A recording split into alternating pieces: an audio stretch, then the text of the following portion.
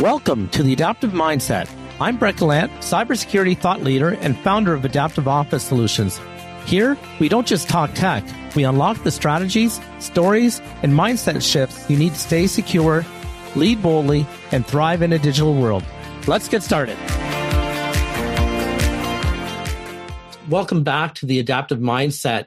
And I'm very pleased to have with me today Zulfiya Forsythe. She helps businesses buy back their time with AI and data analytics. It's such a pleasure to have you here today with me. Thank you, Brett. Thank you for having me. I'm really excited for this conversation. Me too, especially very timely because everybody's talking about AI. And the key thing that we said at the very beginning, how to buy back your time with AI. And perhaps you could dig into a little bit about that and pivot with a little bit of mindset shifts on how you looked at AI to help you foster growth and innovation and to support businesses thrive in a in an ever changing landscape. So. Absolutely. So my name is Zulfiya Forsythe. I'm a CEO and founder of Motley Group. We are end-to-end data analytics and AI solutions company. So every day we work with businesses on helping them to buy back their time with their process automation, with their workflow automation, also help them to make money. So basically, we look at their processes that are repetitive and redundant, help them with their overhead costs, and create solutions that also help them to make money. And what I mean by that is we have, for example, certain agents that we have created that's going to go out there and get you leads, literally get you leads. So, we all have infinite time as human beings. We have our responsibilities at work, and also we have responsibilities in front of our clients and in front of our team, and as well as our home, as well in front of our families.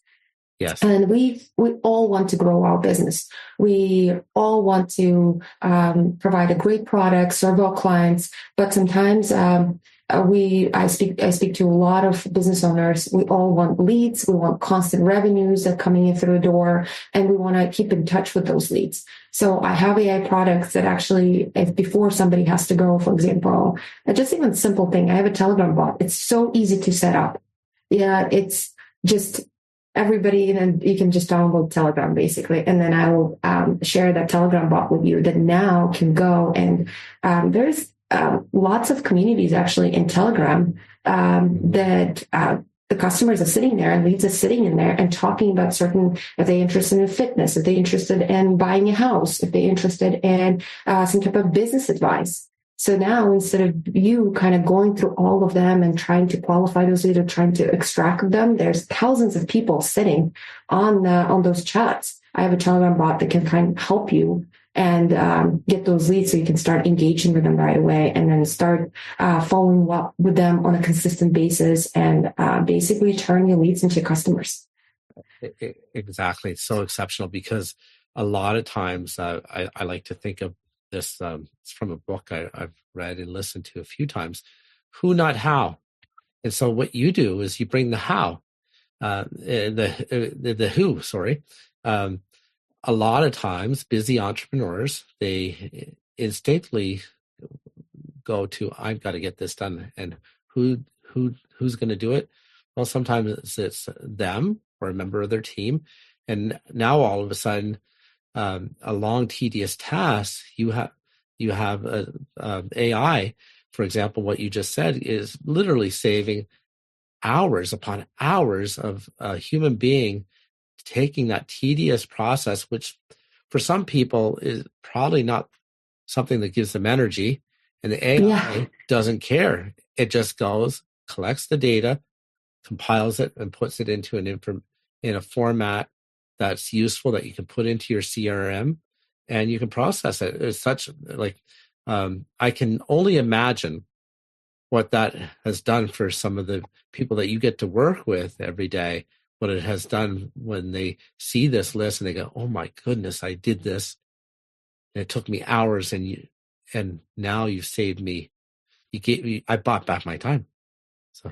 Yeah. And another thing is interesting. Like I even got clients from my own bot It goes up there. Anyone who's interested about AI, it goes, scoops their information, puts it for me in a Google Sheet, for example, or uploads it into my CRM, and now I can start engaging. So another thing I've noticed is that if there's something so tedious, it's really hard to do this on a consistent basis, right? Yes. Because we just like, okay, we've done this once. Oh my gosh, I have to do this every day. And like kind of, because it's also with the leads, sometimes it's numbers game, right? Because you need to go and qualify them. So there's not only a process of collecting leads, then qualifying them, and then starting and through the engagement process, and then you coming in. So there's a entire lead journey to turn into customer that a lot of people, it just takes a lot of process, a lot of time. And you think it's like such a simple process, but it's really hard to keep up on a consistent basis because we're just like, oh, it's not worth it. It's taking too much time. I'll go focus on something else.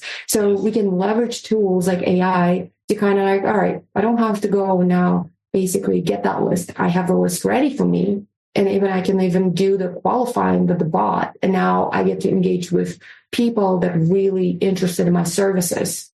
And now I get kind of fast forward into my lead to customer journey. Incredible. So how would you have somebody, how would you leverage AI to qualify somebody? Do you have a special bot or do you okay. Interesting. Yes, absolutely. So questions. Every business have their ICP, right? The ideal customer profile. Yeah. And every business have some type of script that they use to qualify or some type of certain questions. I would say not script, but certain questions that when they work with that customer, before they work with that customer, they ask certain questions to see if they're a really good fit for each other. So nobody's wasting time on both ends. So we can build that script into AI bot, and now AI is qualifying before basically quickly asking questions, qualifying questions, and then if things look like it could be a good fit, then passed on to the human to come in actually and start engaging further. Okay, incredible. So, what prompted you to dig into AI? I'm sure you were doing data analytics, and you must have seen, oh my goodness, there's an opportunity here. Yes. How did that journey happen for you? Sure. So I started my data analytics company in 2021. I was data analyst before, so I kind of started getting clients on the side and helping them as a freelancer. And then little by little, I kind of grew that in the company. Yep. And as AI came in 2022, 2023, it just made sense because I had all that data, the client that we work with clients, all the past data to do business intelligence reporting on. So analyzing things that happened. And it just made sense to kind of, all right, well, how can you now take that that data and kind of do predictive analytics on it, for example? Apply machine learning algorithms, or also how can you use large language model and now tap into those data sources that now you have ability for that data to recognize human language and be able to retrieve the information faster for our clients. Yeah. It just seemed like a natural progression. Well, absolutely. It supports what you were doing. I'm amazed at how much AI has grown and continues to grow. We're seeing changes daily, hourly with what comes out, just with the growth of the models and then the sub models, and then someone like yourself comes out with agents that interface with all these models and takes things to a whole nother level that we never even thought was possible. What I like to talk about AI when we're using AI to use it as a thought leader. I'm curious what you could say to some people that may be interested in leveraging AI. What tips would you give to them just if they're just dabbling right now? I think it's interesting. The statistics shows that AI is still in early stages of a lot of people. Yes, a lot of people might know ChatGPT, but still there are people that don't know there's certain features in ChatGPT. There's a canvas mode, for example. The canvas mode allows you, it's adaptive, so allows you kind of there are multiple features.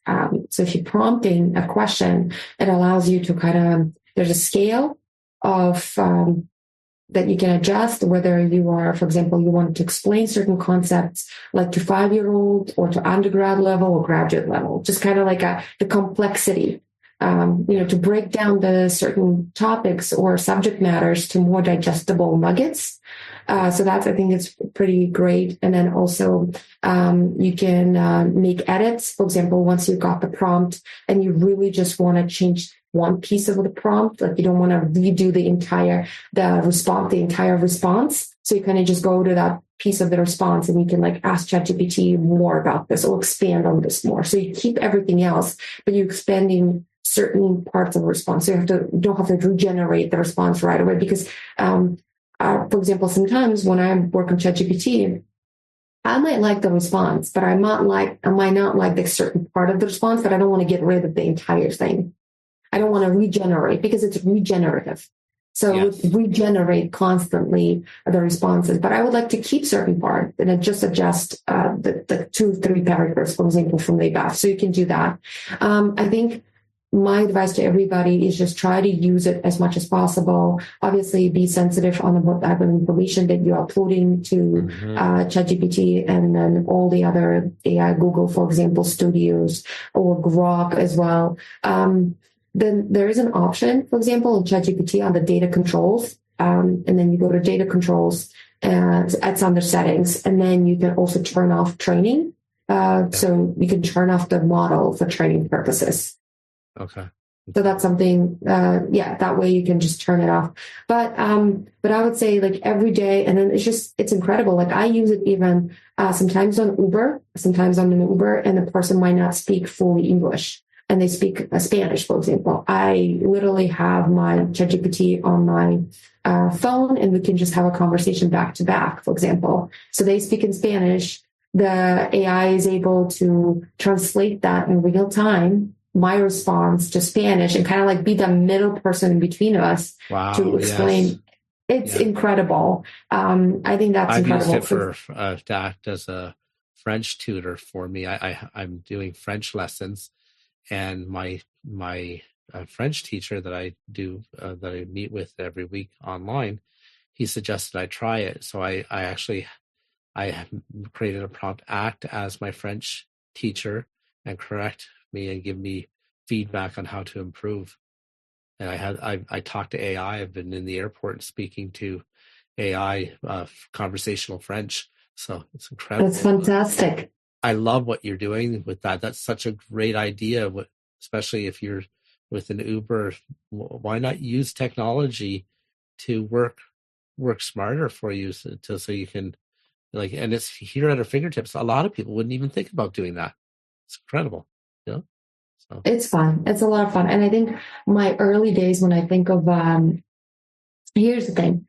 So my background is accounting. I used to be an accountant in my prior life. I also took my CPA exam, and I just thought, oh my gosh, when AI wasn't there, I had to go through so many different learning materials. Becker CPA, so they had the thick books for each exam chapter. Then they had the discs, for example, that you can listen on. Then there was a Ninja CPA, bunch of other learning tools that I would have to just kind of prepare for one test. I would take multiple learning courses. Now, when I hear somebody studying for CPA, I'm like, oh my gosh, everything is so much easier for you. You can just use ChatGPT to help you to because if you understand it, you can solve the problem.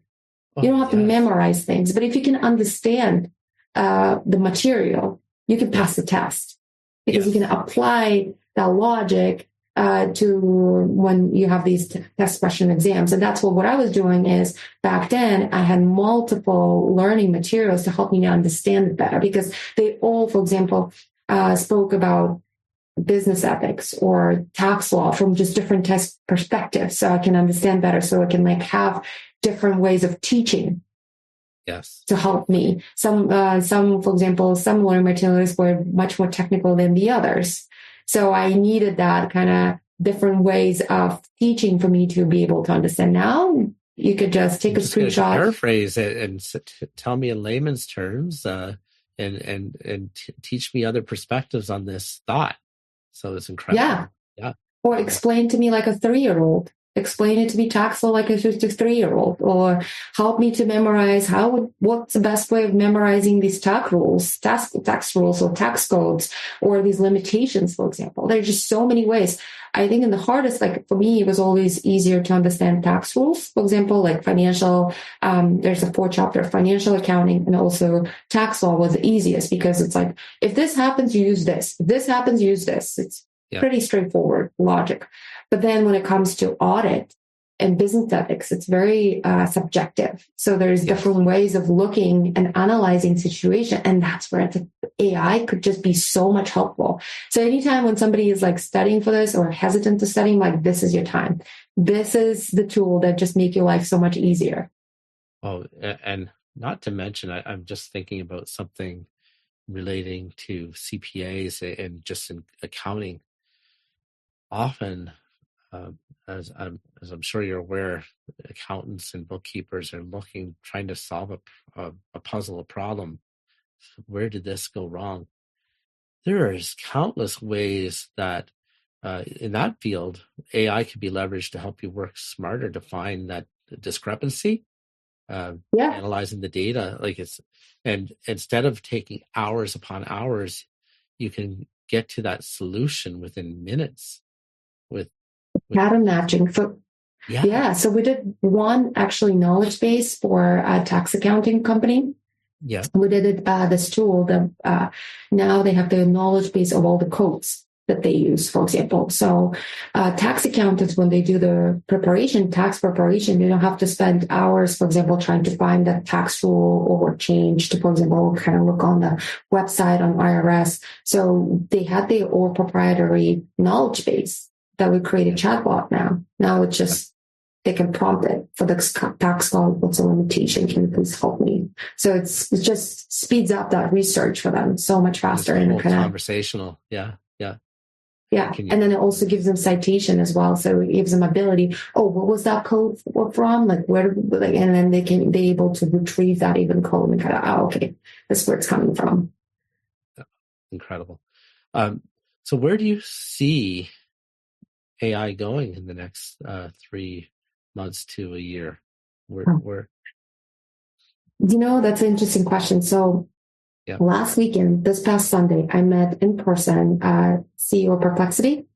Yes. Yeah. So I met Arvind and actually asked him a question. I was at Harvard this Sunday. There was an entrepreneurship summit, and I asked him, because in his conversation with Lex Friedman that he did last summer, he talked a lot about focus. So I was like, do you have any type of strategic bets that you're making in next to 1 to 3 years that you're focusing on? And his question was 1 to 3 years is too long. Its point was to look at 1 to 3 years. They do every quarter because things are changing so rapidly. In 1 quarter, the progress is worth 2 years. That's true. So when I listen to that, now when you ask me a question, what do I see in 3-5 years? It's like, oh my gosh, now next week. What do I see next quarter? Yeah. But definitely I could see how agentic AI, so agents, autonomous agents, are something that's improving and down the road and kind of getting a lot of attentions on. And I'll tell you something with autonomous agents, they're improving, but they're still not there. Right now, I think what we see is more like a hybrid between workflow automation, let's say, and workflow automation, because autonomous means, for example, if I'm booking air flight, and if I need to make changes, so let's say I booked the air flight, I got the air flight, and actually that happened to me. So I was at the conference in Dallas this Thursday and Friday, just next week. And then I got invited to Harvard because I live in Boston, so Harvard's like 25 minutes away, to come and meet Arvind. And I really wanted to. But my flight was to come back on Sunday. So I had to change it to come back on Saturday. There's just no way AI right now is able to get on a call, basically to change my air ticket, because even the person on the call that was trying to help me to change the ticket. It was for an hour and a half, I wasn't able, and she wasn't even able to do it. Like the system doesn't work on that end. For example, I booked it for Chase Travel. I have Chase points. And then she was trying to contact the airline and she's like, she sees the tickets available. She can't book it. So there's just no way AI could do that yet. And the reason why, because there isn't infrastructure set up for it.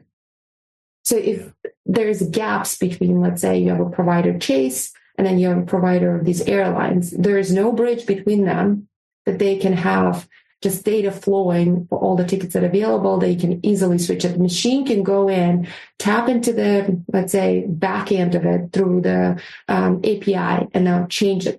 It's not there yet. And I don't know how long would that take for them to establish these bridges, I would say, with every potential airline that they have to navigate through these changes. That's going to take some time and a whole new way of thinking and acceptance of that. So, yeah, if humans, because this is how it is, AI is really good at pattern matching, something that humans are already doing so well. So it's easy for it because there's a predefined steps. But if the humans can't still figure out, there's a lot of ambiguity. And that's where autonomous agents supposed to have this as a task and they go execute this all independently through the feedback loop. They constantly reassess. Okay, so I was told to book the ticket, air flight ticket for these hours. I have to go look back at the calendar. Are these hours are available? All right, what is the best, for example, airline to pick? What's the best price to pick at? So there's a lot of autonomous decisions that need to be made. Yes. And if you're just saying to it, book a flight, like for example, right now you have operator for OpenAI, operator option where you can just say, here's my credit card, book a ticket between this. It can find you, but it still will ask you, this is what I found. Is it okay for me to book? And even if you book it, then if you make any changes, you kind of still need a human in the loop. You still need to jump in and kind of fix it. A week ago, and it's promising, but it's nowhere near where I'd like it to be. And there's still that human element where you almost need customized playbooks to know what your preferences are. So there'd be a model for your agent that you would customize, sort of like a executive assistant that you could have an EA agent that could interview. Yes.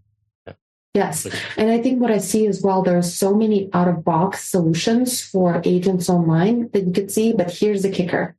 So you have the big guys. You have big tech, for example, doing the agentic, investing in AI models, but they're so broad. That's the thing, right? So you have to go to the context of each individual person, and that's really hard. And then you have even like a smaller players where they have out-of-box EA agent. For example, we have EA agent, but this is what we've noticed. Every person is different with their work, how they do their business, with their preferences as well. So you need really the custom. Everybody wants, I want this thing to work for me, not to work for the masses, because it's hard. To work to that agent. Yeah, you need to. Exactly. And when you have out-of-box solutions, what happens is that they have predefined what makes sense, right? How would they scale otherwise? They have predefined workflow, predefined prompt. Prompt is predefined. And that's where you have to fit your workflow into their prompt. For example, you have to fit your voice into their prompt, and then you don't get, for example, audit logs is another thing. Because if you don't have if you don't have human in the loop with agents, it's like giving credit card to a child. That's what it looks like. They're just going to go and book all the things. And then there have been studies even on Claude, these big AI model, big companies are trying to build these AI models. They do extensive testing on these AI models and these large language models. And there have been instances where the way they test them is they, for example, expose them to all of their knowledge base, to their folders, internal folders. And one folder is actually a very interesting case back in fall of 2024. And the model found in the folder that it was supposed to be that the goal for that model is to get retired by one of the developers. Oh. So it found that document, it read that. So then what it tried to escape. So it deleted itself and basically copied itself on another server and renamed itself. Wow. So when it was confronted, it's pretty wild if you think about this. And that was like throughout the testing, right? That's what they were trying to test the model. And then when confronted, it denied all of its actions. But think about this, and that's where the developers were testing the model, so they had the visibility. Yeah, they had the visibility to see what's happening. But if you don't have human in the loop, and you don't have any guardrails that's set up, and you're not monitoring if this model is performing within the guardrails, then it can just do whatever it wants. Because again, like if it doesn't have focus, oversight, monitoring, that is very critical. Wow. It's kind of scary at the same time. So, wow. Yeah. Yeah. So we have all this profound change, and it sounds to me the way you're adapting with it is, continuously investing in yourself by going to conferences. What would you say to somebody like to that's growing in this industry, or in just growing in general, how to adapt to your mindset and approaching AI? And what would you say to someone? I would say absolutely. I'd say that it's here to stay. It's not going anywhere. So we need to listen to there's a bunch of podcasts out there that are free completely on AI, and just try to use it as part of your daily life and when you're in the workspace, and think, how can it help me to solve my problems in workplace? Because we all have I started my whole journey in entrepreneurship as an accountant because I saw that there's a need for automation even in our accounting department. And back then I would sit on forums and Googles and YouTubes and just trying to figure out. So all of us still in every workspace, I see clients coming into me because they have these inefficiencies. They have most of the times, so interestingly, in Dallas, I took an Uber, and when I was asked what I do, I said, I do AI. And this person was like, oh, can you help me? I have this question. It's like, I really would like to learn AI. This person is still very young in their career. And we do all of this like manual things at work. How can I fix it? And I literally draw for him. I just started asking questions. All right. Well, I was like, before you can go and learn all these courses, you have one thing you did awesome is that you found the problem in your workspace. You see that it's taking a long time. And then I started asking follow-up questions about what type of software you use. It was a time booking. What type of software you use? Do they have any type of features that could enable? No, they pretty much. And here's what happens. Most of the times, the big softwares, big SaaS companies, either it's a CRMs or if it's some type of a time recording software, project management software, it's really hard for them to kind of do these custom features for their clients to kind of fill in these gaps that they might have. Yeah. So because then the development process takes a long time and then it's very lengthy and costly. But in the meantime, the customers are still experiencing that problem. So I started asking him questions and I drew the workflow. I kind of told him, okay, you could do this. For example, time booking. Right now it's super manual, but you can deploy even Google Forms, for example. And then Google Forms, from the Google Forms, you can extract information in Google Sheet and then you can upload. And then the Google Forms, why Google Forms? You don't now no more collecting that time because that person was collecting time from everybody in the team, and they will come in very structured format and then pass it on to someone else on the team.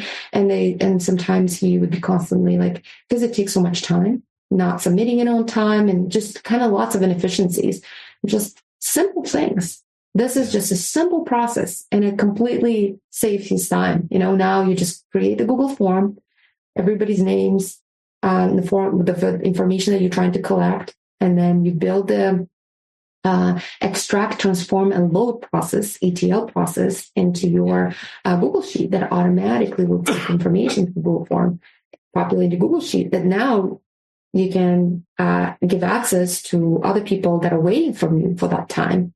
Yeah. Or you can also upload it as a template into your just a simple thing, just not even not talking anything massive, just one simple thing. And it's already saving so much time from everybody's end.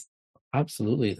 A lot of times we overcomplicate things, and simplicity scales when Yeah. you execute and realize, okay, what's the common thread that I can follow? Keep it simple, Simon, and just follow that and leverage technology like we're talking today, leveraging AI, but finding the right business case to buy back your time. And that's his perfect thing. Like when I told him this, I was like, now go leverage AI to help you learn to build this whole process with AI. So I'm all about practice. I like academia. As you can see, I have a lot of academia experience, but I also like the practicality together. It's because sometimes people think, oh, I have to learn AI. I have to like take all these courses, for example. But if you're young and you don't have a lot of commitments, you don't have like kids and families, because the time just shrinks. You have just a job, free time. Then you have YouTubes, and then you have even like Google AI Studio. You can share your screen. Everybody has 20 minutes. Everybody has 20 minutes. I have so we live in the best time in the world right now. We have information at our fingertips and we have information overload, but there's tools like YouTube and even Instagram and TikTok where people are sharing how to do a lot of these things. So you can spend 20 minutes a day or even 30 minutes a day to move the needle forward and go after your goals. So, and at the same time, a lot of times entrepreneurs were holding on, saying, I got to do this. But like what we were talking about at the beginning, who, not how. And so who, well, you can contact Zulfiya and help leverage AI. Or you can have somebody else on your team do it for you and check in with them to say, okay, every day, today, starting today, we're going to make a culture that we're going to leverage AI as 10% of our day or 20% of our day, because that's what the reality is today. We're in this time, so we may as well take advantage of it because other people are using it. So let's not be afraid. Partner with some experts like yourself and start making things happen. So, absolutely. Do lab sessions like that. That's fun. Like do once a month lab session for everybody. Like this is what we learned about AI. This is these are new tools. So these are little quick kind of automation things that we can all apply now in our daily work life. Give somebody a challenge and say, hey, we're going to meet today. We're going to work on this challenge. Let's meet together next Friday at 2:00. Come back and show me what you've been able to do with AI. That's a great one. I love that.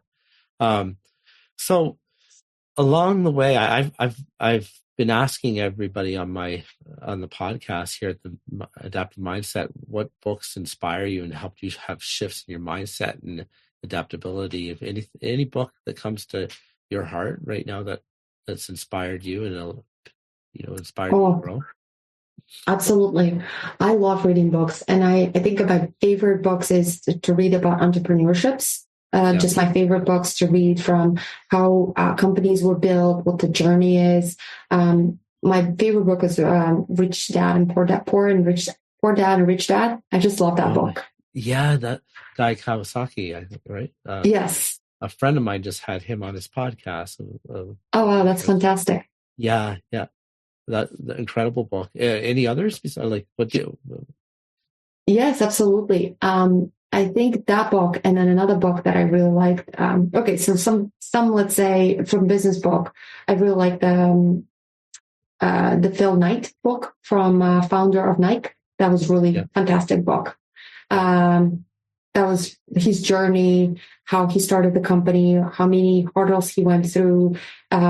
Just fantastic.